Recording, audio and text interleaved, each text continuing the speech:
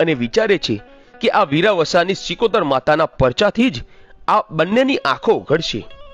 પછી રબારીઓએ દરબારને આવીને કહ્યું કે તમારે હીરુ અને નીરુને કરિયાવરમાં રૂપાળી વાંઢો આપવી હોય ને તો ચંદ્રુમાણાના વીરાવસાની વાંઢો છે. એટલી સુંદર અને રૂપાળી વાંઢો બીજે ક્યાંય નહીં મળે. પછી તો બીજે દિવસે સવારે રાધુજી અને માધુજી ઘોડીએ પલાણ માંડ્યા અને ચંદ્રુમાણા ગામ તરફ નીકળી પડ્યા. પછી ત્યાંથી નીકળી રાધુજી અને માધુજી બંને કુણઘેરની બાજુમાં અડિયા કરીને ગામ છે ત્યાં આવ્યા.